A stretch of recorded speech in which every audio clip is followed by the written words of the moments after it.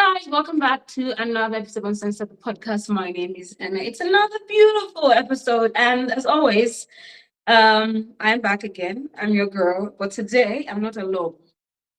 I am here with one of the contestants for the Miss Face of Humanity Nigeria pageant 2024.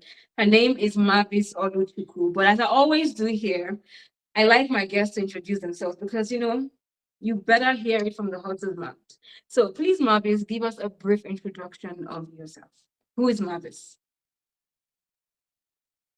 Okay. Hi. My name is Marvis Ogbewi, born and raised in Delta State, Nigeria. I'm the third child of five children. And growing up, I saw my parents work tirelessly, day in, day out. They made sacrifices to ensure that I and my siblings have the life that we are living. And I'm sitting in front of you today as an empowered woman, all thanks to my parents and the sacrifices they made. Growing up in a small town in Delta State, I witnessed that the problems faced by children were either physical, psychological, health, educational, health-related issues. And as a law graduate, I understand the effect of having one's rights infringed. By virtue of my profession, I was able to carry out researches, and I got to find out that Nigeria has domesticated the Child Rights Act since the year 2003. But guess what? There's a loophole to this effect, to the effect of its implementation. This is why I decided to create an initiative to not only sensitize the public, but also to create a sustainable environment for the children. My aspiration is to someday see my initiative grow not just in my community, but also in the whole of Nigeria and possibly the world, because the children are the most vulnerable beings on earth and they need to have a sustainable environment, and a have support system around them, cheering them up and showing them the way. Because Nelson Mandela once said, children are the greatest assets of a nation. And I believe that that word is so true. Thank you. Okay. Okay, that was an introduction. That was an introduction, girl. Okay. I like it when a person talks about their profession with so much passion. And it just tells me that Thank you. you enjoy what you're doing. So, the topic for this episode is establishing child support systems in Nigeria, safeguarding children's rights and well-being. I'm one person who is particular about children. I love kids, and why I'm particular about children, I think I like to sort of, in a way, narrow it down. Maybe I'm a bit more, I lean towards the girl child. I don't know, maybe because I'm female, but I always lean towards the girl child, and I like the fact that you are passionate about this. And it interests me when I see someone who is either passionate about women or passionate about children. I like to have conversations with them because I know, I can learn a thing or two. So before I get into all the goodness of, this particular topic and everything I know I am going to learn from you and people will learn from you, I like to ask this question. Why Miss Face of Humanity Nigeria? Because there's so many pageants out there, especially in Nigeria. We have different pageants in Nigeria. Why did you choose Miss Face of Humanity Nigeria? Aside from the name, Miss Face of Humanity, the organization itself has provided a forum where humanity and their rights are protected. I'm someone who is particularly humanity in general, and this is why my initiative is centered around children, correct? But then again, it is not limited to children. It also covers those who are indirectly and directly related to the children, because in creating a safe and a solid foundation for the children, we need to ensure that everybody around these children also are empowered enough to know that these children have their rights and their rights ought to be protected. The Miss Face of Humanity Nigeria organization, they're so particular about creating a platform for girls, for change makers like myself, to know that their voices can be heard, to see that they not only speak, but they also act. And this is why I decided to join Miss Face of Humanity. Nigeria. I am so grateful for this opportunity to be seated here in front of you to talk to you about something that I'm passionate about.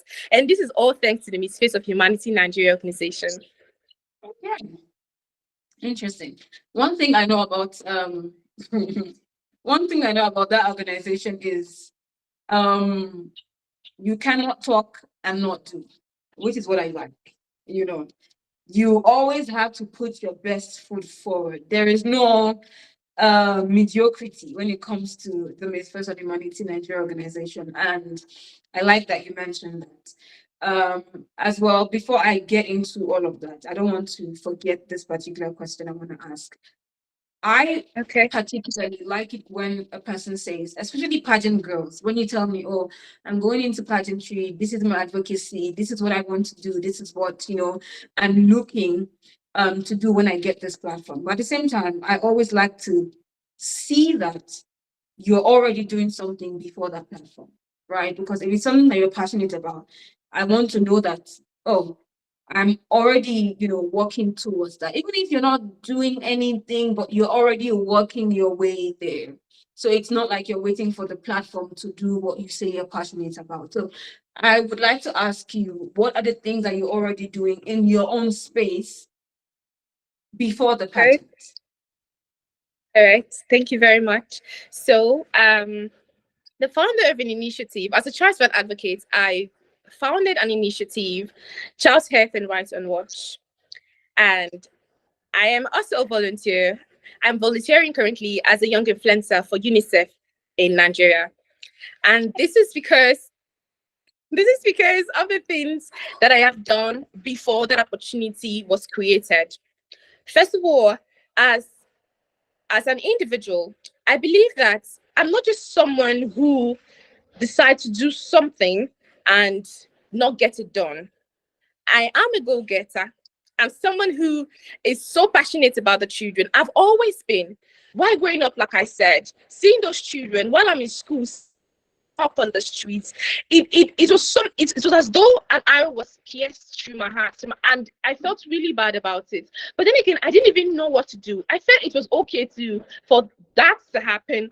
But then again, as I said, my profession opened my eyes, and because of this opportunity that I have as a law graduate, I decided to create this initiative. And in doing so, I've been opportunity to carry out so many projects. First of all, I was opportunity to go to schools to talk to them about their mental health and the importance of education. And I was also opportunity to talk to their teachers that these children are here because their parents are aware of the importance of education. And I tried as much as possible to empower them. Aside that, I was also opportune to go to one of the biggest market space in my town to educate the traders there on also the rights of the children. Because when I got there and I spoke to them, so many things that I heard from them was so touching, and I felt like I really need to continue doing this. I really need to sensitize as many persons as possible on the provisions of this act, because so many persons were not aware. But by virtue of me going to the market to talk to them, they became aware that these children have access, should or ought to have access to free education. So I taught them so many things, and I asked them questions, and also I gave them an opportunity to ask me any question or even say anything that they would love to say to the government if the government were to be there in front of them. Now, aside this, I was also opportune to talk to the children in my neighborhood. I was able to gather them and also read a book to them and advise them and told them so many things they ought to know. They may be vulnerable, but then again, that is a phase in their life where they get whatever it is they learn, whatever it is they experience, will decide, will either make or mar them. So that is why I am so cautious when it comes to the children. I just want them to know that they deserve the best life. They deserve to live in a country where they are protected by all means. So yes, these are so many Okay. other projects to come. Okay. Miss UNICEF. Okay, I'm just gonna call you Miss UNICEF from now on. I like that. I like that you're hands-on. You're not just saying, okay, I'm passionate about this, I'm not doing anything about it, but you're hands-on. And we should also never underestimate the power of awareness, creating awareness. Sometimes people are not doing it because they don't know. So it's the first step to create awareness to anything. When you want to solve any problem, the first step is to create awareness, educate people on whatever it is that you're trying to fight against or fight for, whatever the case may be. So coming to the topic, child support systems. I've always said it that Nigeria, especially Nigeria, is one of the countries where the child's right and women's rights are almost non-existent. It's like maybe it's there, but because we live in a society, especially in Nigeria, where corruption has eaten so deep into the system, is almost as though if you don't really know anyone, you're not going to get justice or nothing is going to be done. So, can you, as a lawyer now, as a barrister, okay, can you give us like an overview of the current state of the child support systems in Nigeria, if we have any? I'm so sorry. My network is very bad. Oh, Finding okay. it very difficult to hear.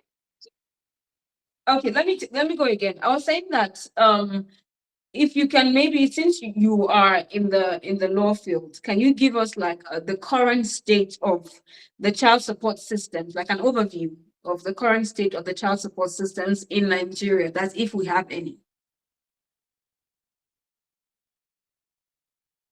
Oh my God. Okay, can you I'm hear so me now? sorry. I'm stressing you. No, it's fine. It's fine. Yes, Can you but hear me it's now? very. Yes, I can hear you. Okay. So I was asking if you can give like an overview of the current state of the child support systems in Nigeria. That's if we have any. Okay. Okay. So for persons that I always talk to about the sector of our country, I would always say in this country there are two things: enforcement of law and its implementation. So they enforce laws, but sometimes some of the laws there are always loophole to its implementation. So it's always very difficult. Well, for child support system, of course, there are laws set out for child support system, and these laws make it when we talk about child support system legally, when we talk about child support system, it encompasses the financial support given Mhm. to a child, and most times play when there is a separation between the Yeah. husband and the wife. Yeah. Yeah. So a support them encompasses all that, the financial support that the children need during the course of the separation or the Yeah. divorce of a husband and the wife. So of course there are provisions of law to that its effects. But so many times, because of the loopholes and it's in the implementation of this law, it really affects really affects it. I don't know if you can hear me. Yeah, I can hear you. Can you hear me? Yeah, I can hear Oh you. my god. Let me switch. I can hear you. Okay. So yeah, it's actually really affects this the implementation or the enforceability of this law. So the established laws in this country, in our country, Nigeria, and it takes a lot for the to be completely enforced. So there's definitely loophole to it. But then again, there are laws providing for the system. But aside this, if you ask me, legally, there's a definition of child support system which I just gave. But as a humanitarian, I have my own definition of child support system. Now, Okay. this is a network of people. Can you hear me? This is a support. This is a network of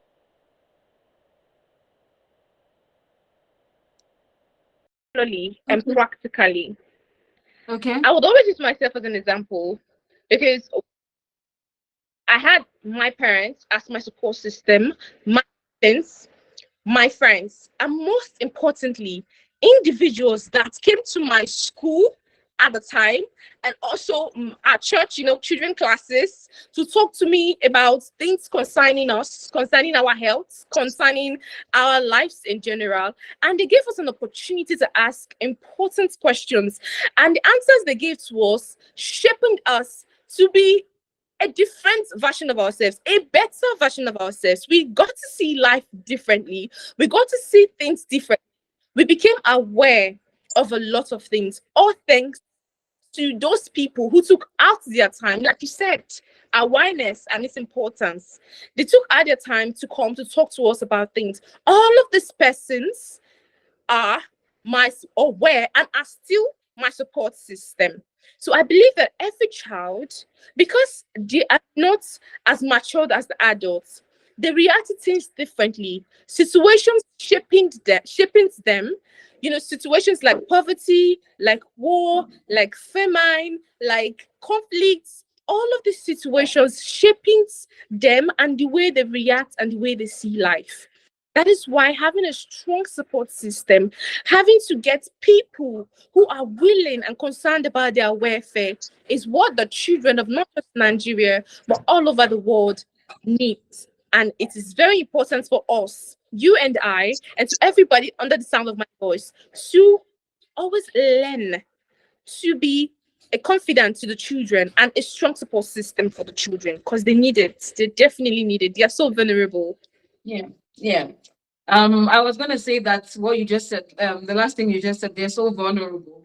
And with such vulnerability, it's important to have people who have their best interests at heart around them, right? Because anybody can take advantage of a child. And yeah, we don't want that. So talking about existing laws, for someone like me who, to be honest with you, I don't know if there are laws, existing laws, surrounding child support. When I talk about child support now, I'm talking financial, because as much as we know that it is important for a child to be surrounded by people who, can build them emotionally, we also cannot take away the financial aspect of, supporting a child, right? So what would you say are the existing laws we have in Nigeria? Because I don't know, and I'm sure there are a lot of What would people I out say? there who are listening. Can you hear me? I, I don't know. I can't really hear you clearly. The network is breaking. Network is Okay, so. so let me try and take it step by step. So I was saying that it's important that you mentioned children are vulnerable, and we don't want people who don't have their best interests at heart around them because they are vulnerable. But at the same time, talking about the emotional support that children should be given, that is important, where you have like support systems, people who can support you emotionally and just also build you up. We cannot take away the financial aspect, right, of raising a child. Um, you're talking about children having support systems, right? Which can be, people around them, maybe family members and people around the community, which is important. But at the same time, even though children have emotional support systems, we cannot take away the fact that it is important to have financial support systems, right? And like you said, most of the time when parents break up, that is where some of these financial support systems come into play, especially when it is legal. Talking about legal support systems now, what would you say are the existing laws we have in place for child support in Nigeria? Because I don't know, because to be honest, I don't even think they exist. I'm not gonna lie. I don't think they exist. So if they actually exist, what are they? Because I don't know, and I'm sure a lot of people listening don't know as well. Okay, so in Nigeria, there are so many laws. Yeah, so many laws have been enacted in Nigeria, and all some laws carries the same provision, but the grand norm is the Constitution of the Federal Republic of Nigeria. So every other law, every other existing law gets its legality kind of sort of from the Constitution. But aside this, one that I'm very familiar with is the Matrimonial Causes Act. I don't know if you've heard about that before, but yes, Nope. the Matrimonial Causes Act. Then again, this child support system, like you said, has to be. It only comes to play when the marriage is legal. Yes, Okay. the both parties married under the act.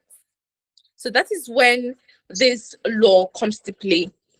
That is when now the courts can decide that a certain person or either of the parties get to pay a certain amount of money for the well-being and the upkeep of the children. Mm.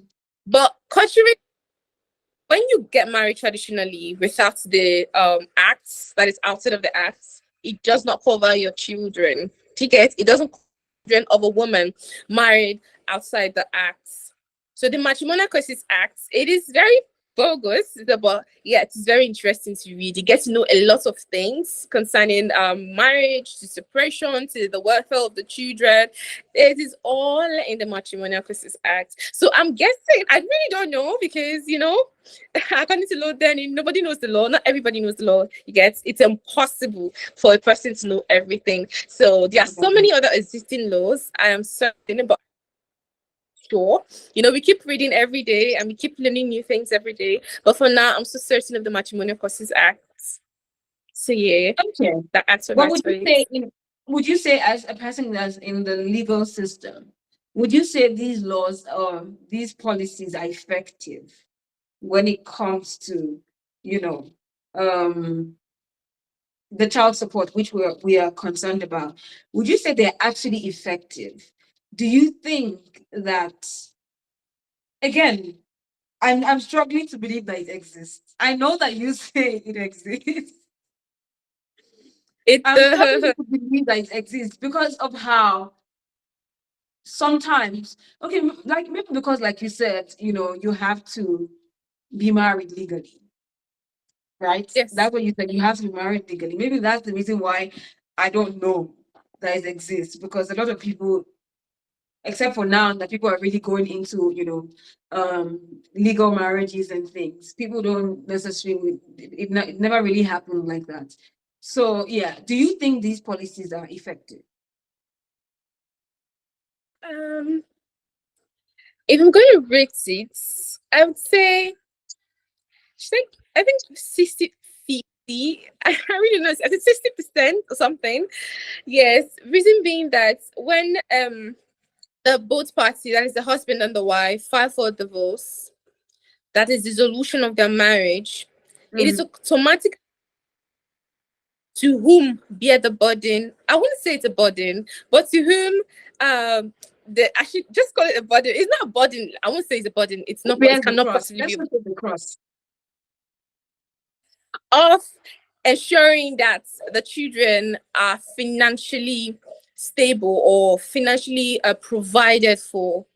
So yes, it all boils down to during the course of the dissolution of marriage. It takes a lot of processes. It's at the end of the day, when the decision has been made by the court, they automatically decide who gets the who gets to pay or who gets to give a support system to for the children, ensure that the children have financial support system. And most times in Nigeria, it's commonly the men get Yeah, to I think, yeah.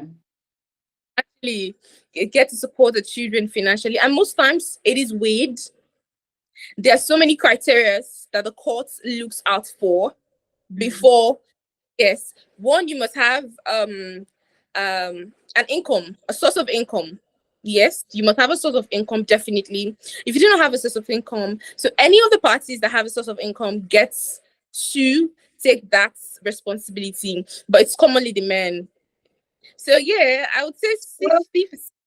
as But it you know should me, be. Nigeria is Nigeria. But then again, yes, Yeah, that's it. Nigeria is really Nigeria. So talking about children, one of the things that I've struggled with is the fact that in most countries, like most developed countries, they have social services, right, where children can be protected, right? Like you're talking earlier about abuse and the fact that Okay. a lot of children are being abused even in their own with their own parents, right? Children going to walk on the street when they're supposed to be in school, as far as I'm concerned, is child abuse, right? Having kids who don't even know themselves yet fend for the family in a way where they're bringing income into the family by going to sell on the street is child abuse. Do we have I'm asking, do we have, before I ask if it functions, because I honestly don't know if they exist. Do we have social services system in Nigeria? Okay, so firstly, um, we should know that all that you just stated ranges from child abuse to child labor to child trafficking. And this same act that provides for the protection of the rights of the children, which is Child Rights Act 2003, also provides makes a provision for that. That is section for child labor, we have section 4. For child abuse, we have section 23. Yes. So this section 23 for abuse and section 24 for labor.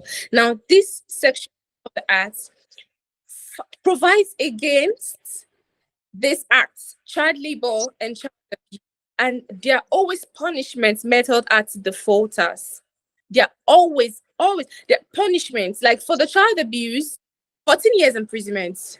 Yes, 14 years imprisonment for a defaulter.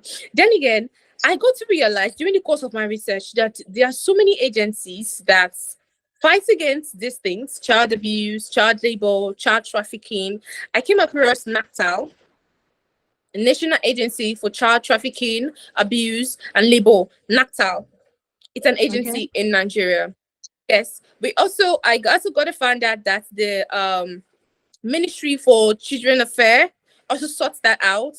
Yes, there's so many other agencies that I know there are a lot of agencies. We're not even talking about the non-governmental agencies now. We're talking about these agencies, government agencies that actually fights for this thing. So yes, there are of course so many. But when it comes to child abuse, UNICEF reported that six out of 10 children, I'm correct, yeah, 6 out of 10 children suffer from various forms of abuse, from physical abuse to sexual abuse to emotional abuse. But guess what? Just few has gotten help. Few.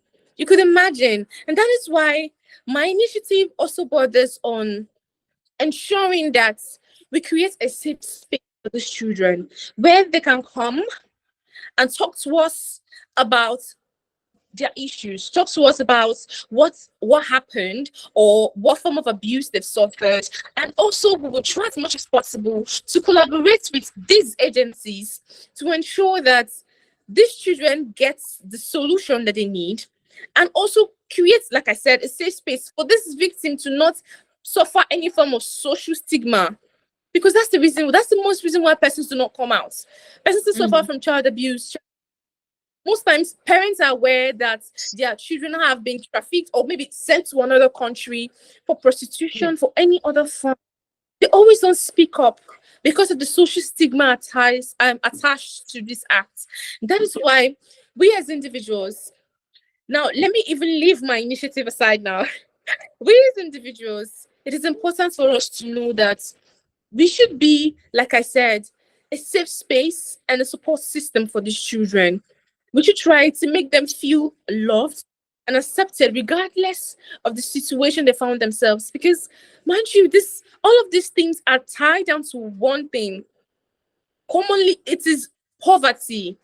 Poverty is one thing that pushes parents to allow their children being taken away to another country, to suffer molestation, to suffer so many kind of things, just so that they can put food on their table. Child labor, the same thing. Now, from um, including a child in industrial works like agriculture, mining, domestic chores. Do you know so many people are not even aware that it is regarded child labor to have a child work for you, a child who is not related to you in any way, work for you or do your domestic chores? When I Now, got an thinking opportunity about to talk that, to my I wish my parents were alive. I would have collected all the money that they owe me for all the work that I did as a child. actually Yes, there's an exception. There's an exception. You are work in your house. Domestic No, chores at home. when I was a child, I did all the house chores. I swept. I washed dishes. Why did they not pay me? There's an exception. You're allowed to do that. But one thing is that when it comes to you patronizing a child to come work for you, it Mm. is it's regarded as child labor. I got an opportunity to talk to my hostelites back then in school. They were all surprised. They were like, they didn't know. And then again, that boils down to the awareness that you talked about, creating awareness for certain things, because most persons are not aware. So yes, there are actually agencies and there are laws that provides against all of these acts. So yeah. Okay. Thank you for mentioning that it's not just non-governmental agencies, they are governmental agencies, which still boggles my mind Okay. because we still see children on the streets, right? Yes. These things still happen. And that's why I said earlier Yes. that I wanted to ask you first if they exist. And if they exist, before I get into the question, how effective are they? Because it feels as though, I don't know, maybe when it comes to governmental organizations, I just feel like they don't do anything. To be honest, I just feel they don't do anything. If these organizations exist, why do we still have these things going on? In the to the extent where if it's a situation where okay, it happens, but not as much. I would say, okay, yeah, they're doing some work. Obviously, you can't cover everything, right? But in this case, when it comes to Nigeria, it's almost as though these organizations are non-existent because we still have children who are 9 being maids in homes. Even in some of these governments leaders, when or some of these leaders, we have children working as maids, as children who cannot even still take care of themselves, taking care of other children. So do these organizations, do they function? And if they don't, what do you think can be done? Firstly, I I completely understand your points. I completely understand where you're driving at because it is alarming. It You get to is. see children various things that they are not even supposed to as children, Mhm. just so they can put and all of these things. Yeah, it makes them prone to so many health issues, so many mental health issues, so many issues. You get Yeah. so yes, know that there are several agencies. But then again, like you asked, you said, I'm going to rate them. I'm going to rate it because I had the opportunity to, because last, as I think a month ago or so, we celebrated the day for the fight against child labor, child abuse. And before then, I wanted to do something special. I wanted to have an opportunity to go to one of the offices for these agencies and talk to them, ask them questions, see people that read cases that they have solved. But guess what? It was very difficult for me to find or locate any. So it's very difficult for me to find or locate any. It took me days, in fact, weeks, before I was able to get the contact of one woman that was so receptive. But that aside, I feel like I don't know what to say. I don't know if I should say they are hidden or it is very difficult. And it's not supposed to be so. They're supposed to be available. They're supposed to be available, so available that any person can walk to their office and talk to them about their plight and speak to Mm. them about the issue facing. But I don't know, they're nowhere to be found. They are available, they are there, but only if you search and search and search. For most of these indigents, it is very difficult. It is so difficult for them to even have the time to start searching and searching and searching. If you get to some points, they'll be like, you know what, let me just carry my purse. Let me just do my thing. Let me just focus on because I can't even keep on searching. And I had to call a lot of persons. I had to research. I had to find out to be able to contact this person. Now to send email to them sometimes their email, I don't know, it is very difficult for them to even reply emails. Some more of even finding their location, where they're located. But then again, I feel that even given the opportunity to talk persons, or even given the opportunity to be aired to talk on the national TV, I will tell them, please be found. Just let us find you. Let us see you. So it's be easy for us to better create a better collaboration or relationship with you guys, because they are persons that are supposed to be the support system, a strong support system for the children. They're supposed to be available, but they are existing but not available. They're existing but not available. And I hope that governments would try as much as possible to, if these agencies are not effective, build up another, bring up another bring up another agency that will be available and should be located in small cities, small communities, small towns, because most of the times these things are rampant in communities, in small towns, in small Mm. communities. So if they are located, even if it's just a caravan, we start from there, you get. So long as there's someone that is there to listen to them, to listen to the people in that community. We're not saying you should go and build a mansion for them to sit because they need an office. You can start from somewhere. As a government, your duty is to serve. You're not there to enjoy. You're there to serve. That's the purpose of a leader. Serve. No matter the stress that comes on you, no matter the difficulties that you face during the course of doing this, you do it because it is your service to humanity. That's just it. That's just all I have to say, because it's alarming, actually. And It is I alarming. I like all of the things that you said.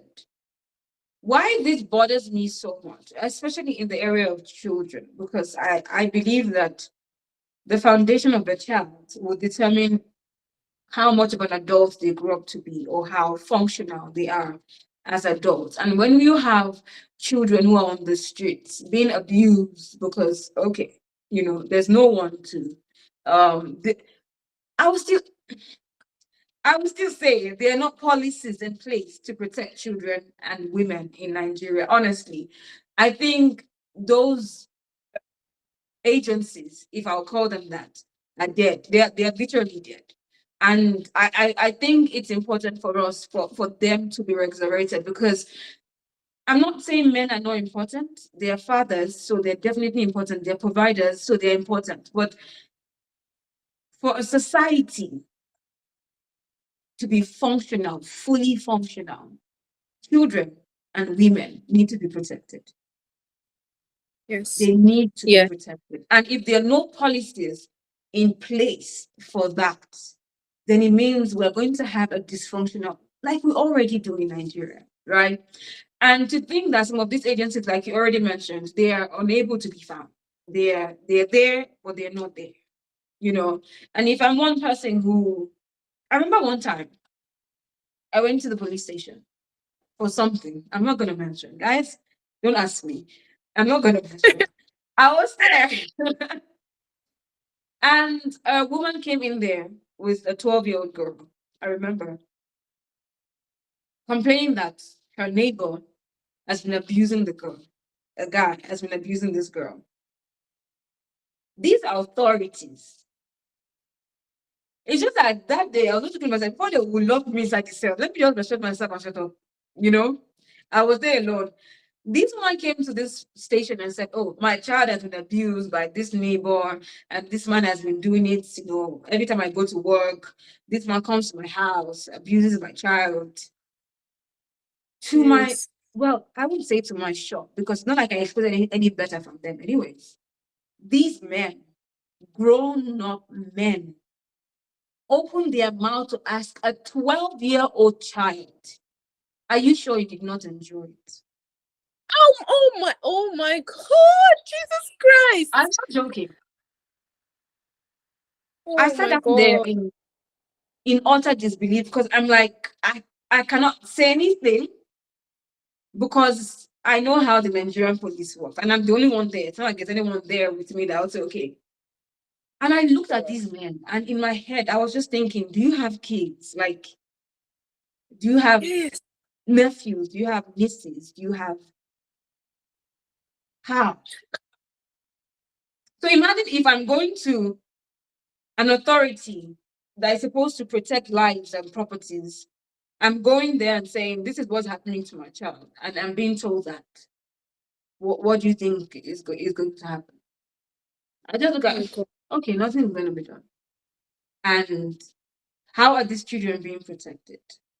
Like I was Oh saying, my God. it's like some of these, they're non-existent. And I think as individuals, we need to now start looking for ways to speak up about these issues because a lot of children's lives are being destroyed on a daily basis.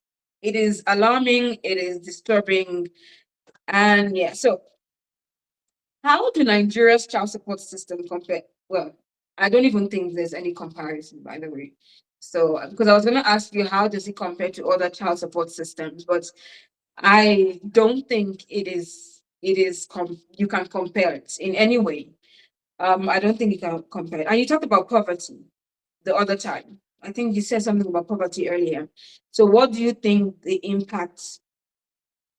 How do you think poverty impacts the ability of parents to provide child support? Okay, so firstly, statistically speaking, we've been blessed as a country with over 60 million children. But out of the 60 million children, we have over 10 million children living in poverty. 10 million in Yeah, I'm poverty. not sure. Yes. And there's so many effects that comes with poverty.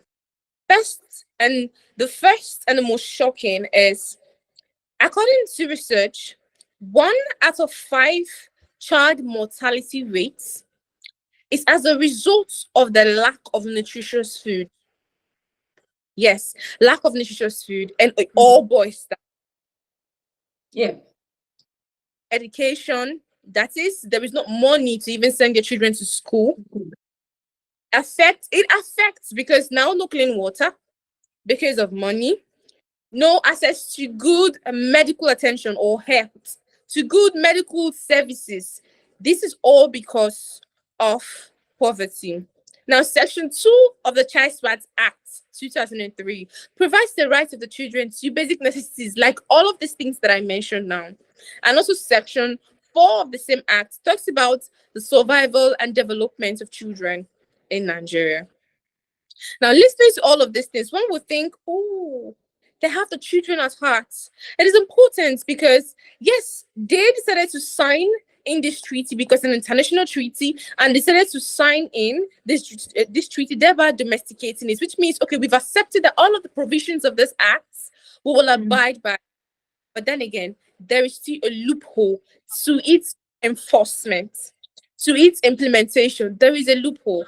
And poverty has eaten so deep that parents do not even mind sending their children out to do certain things to get money and put food on their table. Yeah. Has gotten to that extent. It has gotten to that extent. So if you ask me, what do you think we should do to eradicate poverty? There are so many things I want to say. But then Okay. again, action. I don't really need to take action. That is the question. Yes, I would always say it starts with you and I. But then again, you and I, we need everybody to agree to this thing. We need everybody to agree for us to make this work, for us to make it happen. For us to make it happen, there are sustainable solutions a lot, ranging from empowerment which covers education. And education is vast. Education covers vocational training to tertiary education to primary, that is the basic education, primary and secondary school. We have Mhm. uh, so sensitizing people on the importance of education. While growing up, I remember we used to have this small garden at our backyard, and in the garden we planted okra, corn, so many things. And out of these things, we're able to put food on our table. So many times when you talk to persons about agriculture, they're always like, I don't want to go to farm. It is not just about the farming, it's about the source of income it provides. It's about the source of income it provides. So empowerment, sensitization as it covers this importance of agriculture and all of these things. There are so many other things that can help us eradicate poverty. We just need to put our hands together to fight for it. Even the United Nations in the year 2015 signed and they are working on the Sustainable Development Goal. Now, Sustainable Development Goal 1 talks about poverty, no poverty. Sustainable Development Goal 2 talks about zero hunger And all of these things boils down to poverty. Now, Sustainable Development Goal 3 also talks about quality education, and all of these things is there is something that is stopping it from happening. Mm. Poverty. Poverty is a very serious conversation that we just don't need to have. We need to involve the government and tell them, please sit down. We need to talk to you. We want to talk to you about something. Please listen. So I think there are so many things we need to do and we can do to make ourselves better, because poverty has really eaten deep in our communities, in our country, and it's really affecting a lot of things. It's really affecting, most Yeah, especially the children. it's sad because unfortunately, when we're talking about these things, I feel at some point, yes, we need to involve the government, but I think involving the government in things like this will be futile at the end of the day. It's like you just keep dragging and dragging. And I like the fact that you mentioned agriculture, Yes. considering the level of processed things we have right now. It's way better to cultivate your own stuff and just it's not about, oh, I don't want to be a farmer. I know that Mm. sometimes people have that idea of, oh, what do you mean? I don't want to Yeah. soil my hands. Sometimes it's better to soil your hands because apart from the income, we don't even get enough the nutrients we get from our foods these days because of how processed they are. It's not what it used to be before now. So yeah, that another conversation that I think we need to have. But yeah, that's by the way. So you are an ambassador for UNICEF, right? Yes, I am. And you are a lawyer.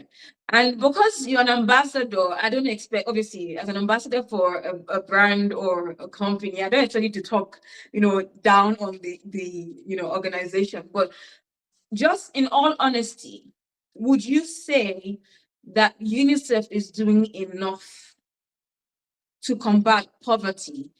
And in the areas of children, I'm not even talking about adults now, because personally, I think adults can take care of themselves because they're adults. But there's a level to, you know, how much children can think for themselves, right? So would you say UNICEF is doing enough to combat poverty and to protect children in countries that are not as developed, say for instance, Nigeria?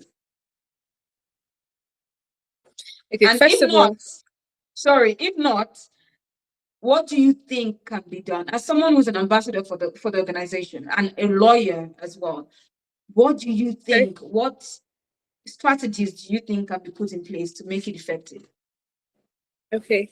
So firstly, UNICEF is a non-governmental organization. It's a non-governmental organization. It's an agency of the United Nations. Mm. So as a non-governmental organization, they try as much as possible to reach out to children in every area of the country. Like UNICEF has various branches across Africa and other continents. One of Nigeria. This is why they decided to choose a young influencer. Now, I am not the only young influencer. There are other young influencers, and all of these young influencers are in various states in the country. Now, they know that they Yeah, cannot reach out if they do not have a representative in each community or in in the each country. state in the. So this is to show that they have the well-being of the children of every child in Nigeria at heart. And that is why they decided to take that format to reach out to as many Mm. persons as possible. As a non-governmental organization, UNICEF is doing so much through collaborations they are getting to ensure that children are immunized, to ensure that children have access to clean water. There are so many projects. If you go through their page on Instagram, you will find out that they have carried out so many projects in the north, in the west, in the south, in the east, to ensure that every child benefits from the organization, because their slogan is for every child, UNICEF for every child. So they know the importance of children in our community, and that is why they are fighting tirelessly to ensure that these children are reached out to. So sometimes when I go out for my projects as a young influencer for UNICEF, I tell them that I'm a young influencer for UNICEF. And in doing so, I'm also in collaboration with UNICEF in Nigeria to ensure that these children have a sustainable environment, a life that they will look back at in future and be like, okay, I'm doing so well. They've done a lot of things. Truth be told, in a country as Nigeria, UNICEF is doing so much. They are trying. They're doing so well. And this is not because I'm a young influencer for UNICEF.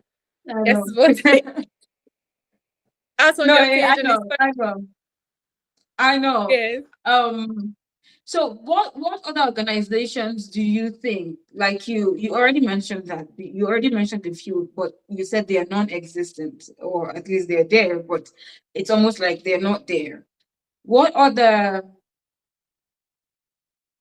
organizations, maybe non-governmental, are there, and how do you think they can work together as organizations that are in Nigeria, non-governmental organizations that are in Nigeria? Because I was speaking to someone else earlier, and I said sometimes I think our problem is everybody wants to do something and say, "Oh, I did it. Oh, my organization did it." But sometimes we forget that if we come together as different organizations to say, "Okay, let's combat poverty in this area," and focus on this part, and then when we're done here we go together and go to another part. That way we're able to achieve a lot more. So what other agencies or organizations do you think we have in Nigeria, that non-governmental, that you can Okay. say, as someone who is in this field and someone who is passionate about children, that you can say they're doing something, or they're working, just in case anyone is willing to, maybe collaborate with them or something like that. So first of all, there are so many organizations that non-governmental organizations that I know of that are actually carrying out things for the greater good of children. Now we have one, Back to School Africa. I got to find out about them and I was really amazed because I went to their page and I found that they have been able to sponsor children to school. They are trying their best to ensure that education is something that is common, not just something that is spoken of and not acted on, but something that is common. So Back to School Africa is one, and it is very beautiful. They are doing their best. They are trying so much. Then I also know of so many other organizations like One Love, One Mold. The organization tries as possible to reach out to disabled children, and Nerita's foundation. I also got to find out that she's so particular about disabled children, and because of her experience, because of what she has seen, she has created a forum where disabled children with autism are given a platform to be educated. We have so many others. We also have Silent Sleep Initiative. One, I even know the owner of this initiative, the founder of the initiative. Yes, she's doing so well to ensure that children who have suffered or suffering from abuse can be safe, can be seen and heard, and not given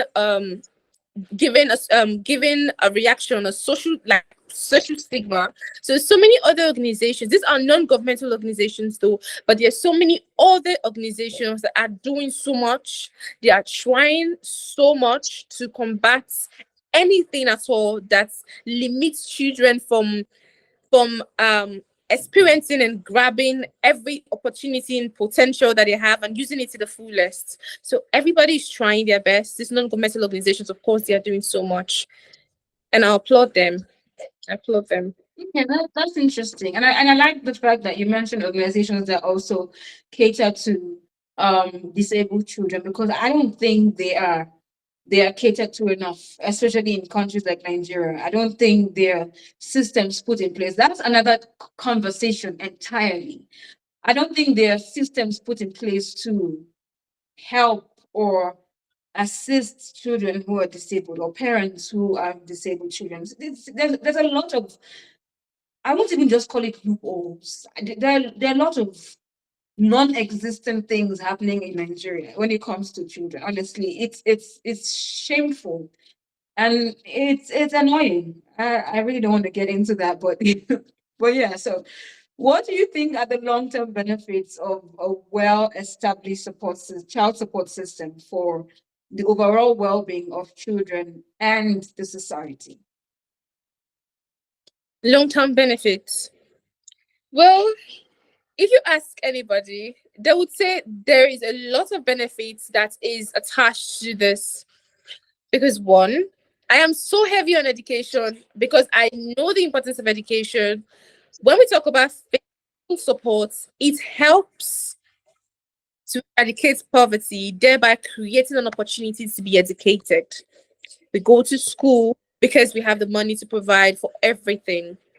Mm. Aside that, it ensures that children are not forced to do things that they are not supposed to do their age, like child labor. It also, yes, I know we didn't talk much about child marriage, but child marriage is something that is also to be discussed because most times it is driven by poverty. Poverty causes people or Poverty. parents or give out their children in marriage. Mm.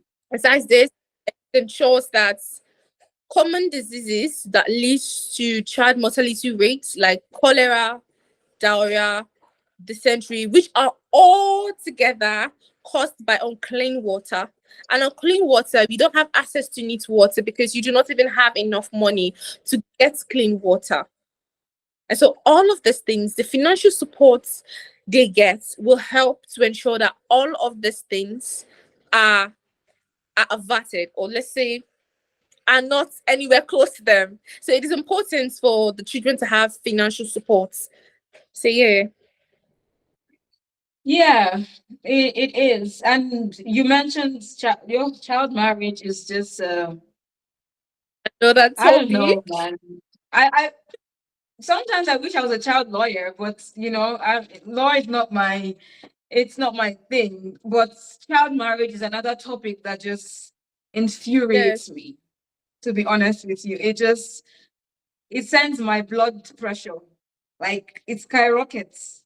It annoys the hell out of me. But like I said, these I hope children. that we, yeah, I hope we're able to continue because the last one I saw in the north, I think somewhere in the north, where they said a particular, I don't know if the person is in government, said he wants to empower 100 girls, and the only empowerment he can give is to marry them off.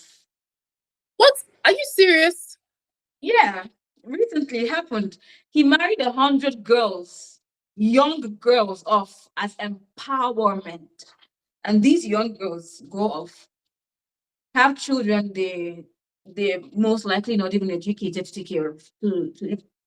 So the cycle continues. So it's a whole it's a whole thing, and it's really annoying. To be honest with you, it is very annoying. It is very annoying. Yeah. So what steps do you think can be taken to improve the child support systems in Nigeria? The non-existent child support systems in Nigeria. What steps do you think can be taken to improve that? Okay, so first of all, like you said earlier, I really like the fact that you pointed out awareness because awareness is something that covers a lot of things. So parents are not aware of this, and that is why they wouldn't even care or mind if a separation is to happen. They don't even bother asking about that because they are not aware. And not Right. everybody's I'm sitting here now talking to you about this because I am abreast with the law. So that is why, as individuals, we know these things. We'll go out there to sensitize by carrying out campaigns online, by ensuring that we speak to persons offline and tell them, this is possible, right? This law provides for this. Because the law, as I see it in Nigeria, has been enacted or established. It has been enacted. Now, they've enacted it, they've created agencies, of course, but then again, they're just going to sit down and watch you make the mistake because you're not aware. So that is why it's our duty to inform everybody of the existence of this law so as to protect themselves and to protect their children as well. Most importantly, the children, because they really need as much financial support as possible. So I think the only thing that can work here is carrying out as much sensitization program as possible to ensure that persons are aware of this. What do you think? What then do you think is the role of um law enforcement agencies in making sure, or do you Wow. think they play a role in making sure that these laws are carried out, and to in making sure that these children in a way are protected? Because to an extent, to a very large extent, I think the system is damaged like a lot of levels, a lot of levels, because even the ones that are supposed to protect are not, they're the ones committing the crime sometimes. So it's hard. Do you think they play a role? And if yes, what role? And do you think that role has been played, or that role has been effective in making sure that children are protected? Well, this question is very beautiful. But then again, do I have an answer to the question? Because the law enforcement agencies are established because of a certain reason. The Mm, government knows that I have law, but then again, we want agencies in place to ensure that these laws are enforced. That is the duty of every law enforcement agencies. That is why they are connected. So their duty is to ensure that they follow the provisions of the law and ensure that if there are any defaulters, they are penalized under the law according to the provisions mm, of the law. To ensure that every child is protected, to ensure that they are the safe haven of these children. The children can walk up to them and tell them this happened, and they will ensure that they investigate this and ensure that they find out the defaulters and make sure that they are punished. But then again, are they carrying out these rules? I no, really don't know because no. I don't know. It is happening. It is still happening. It is still happening everywhere in Nigeria. It is happening. The reason why they have been enforced, the reason why they've been established, they are not carrying it out. If I am to rate them, I would say, is that even a mark for maybe 30%? I don't know. There's no You know, rating. they're not doing as much as they ought to. They just feel like, okay, it's okay now. Everybody's living their lives, so they should try as much as possible to survive. Nigeria is not easy. No, you create a space whereby these children believe in Nigeria again. That is your duty as a law enforcement agency. These children, sometimes Unfortunately. when I beg Nigeria, I beg, forget Nigeria. And you're like, wait, how old are you again? Are you already sounding like this? It is not supposed to be so. That's a duty to make sure that these children, like I said, believe in Nigeria again and are hopeful that Nigeria is going to create opportunities for them to thrive, for them to be successful. That is their duty. But I don't know, looking at everything, I wouldn't say they're doing so much. I wouldn't say they're I doing wouldn't so even say much. they're doing anything at all. I wouldn't say, to be honest, I wouldn't say they're doing anything at all. Considering the stories I've heard and the fact that some of these law enforcement agencies are even perpetrators in their own rights. So I wouldn't really say they're doing anything. I don't I, even know the I criteria. I don't know the the thing requirement. is, I feel like I was saying to someone earlier, I said the issue of nepotism in Nigeria is crazy, because sometimes people are put in positions where they're not even passionate about it. So Telling you. when you have no passion for something and you're just there because I can make money out of this thing, you're not going to do anything. So maybe we need to start putting people that are passionate about the things or the jobs that they're doing to get those jobs done. So what would you advise? Sitting down here now, let me put this in the universe on your behalf as Miss Face of Humanity Nigeria. What would you tell? What would you advise non-governmental organizations and individuals when it comes to child support and protecting the right of a child? What would be your advice as someone who is in the space of humanity Nigeria, a lawyer, an ambassador for UNICEF? What would you advise? Okay. First,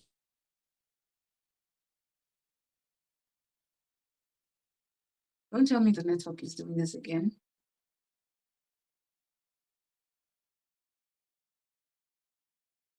Oh, we're having network issues.